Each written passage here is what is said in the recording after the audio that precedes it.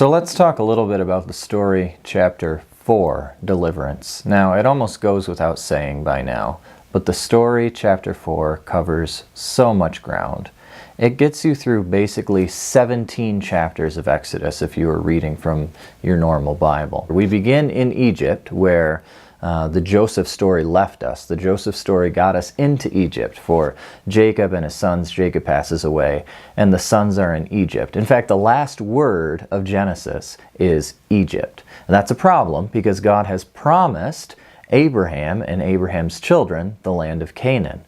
So we end up in Egypt. At the beginning of Exodus, we read that a new king comes to power in Egypt, one who doesn't know Joseph or that whole generation, and he sets hard labor on the Israelites because he's concerned if war breaks out, maybe they'll join with our enemies, defeat us, and leave. We read the dramatic kind of birth narrative of Moses, who's saved despite the fact that all the little Hebrew boys are supposed to be thrown into the River Nile. He's saved. He's raised in Pharaoh's household, ironically, and when he grows up, he ends up being exiled to Midian because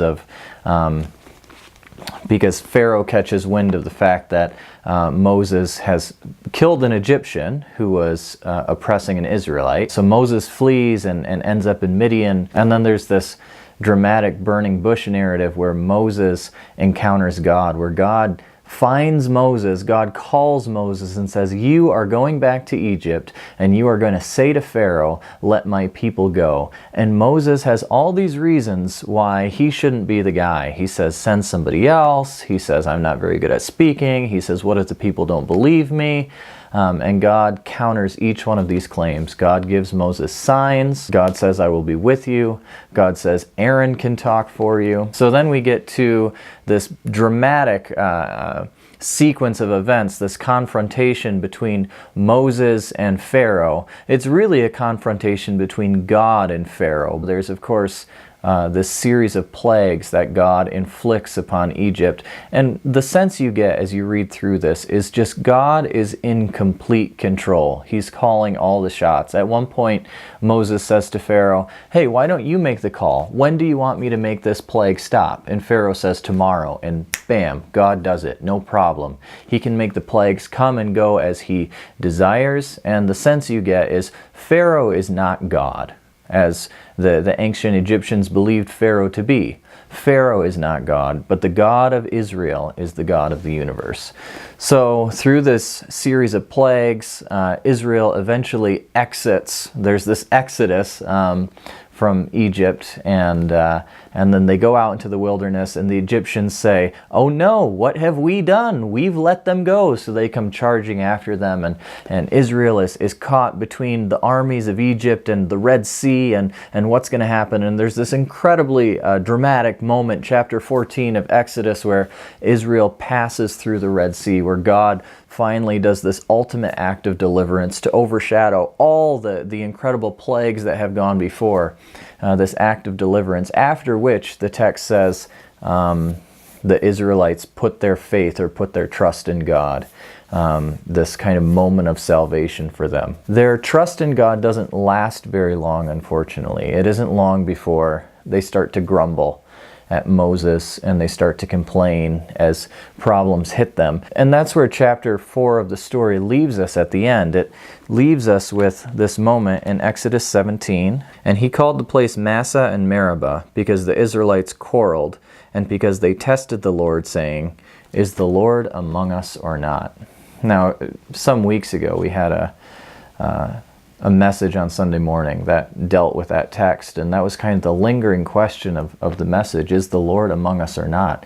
And we can all come to places in life where we ask that question, where we're wondering, is the Lord with me or not? And we look at the immediate context of our life, and we have reasons to ask that, and we have reasons to think maybe he's not. But if we look a little bit closer at Exodus 17, we see signs that God has brought them to this place. I mean, aside from the fact that they have seen God's mighty wonders again and again, aside from the fact that God has brought them through the Red Sea, the text gives us another reason to see God's faithfulness to his people.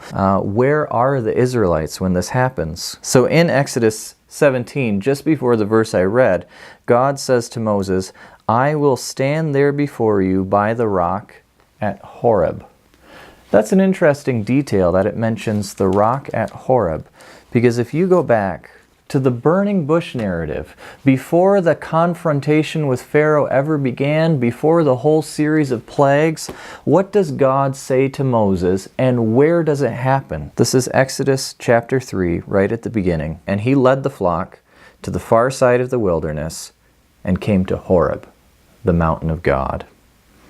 And then what does God say when Moses questions his calling?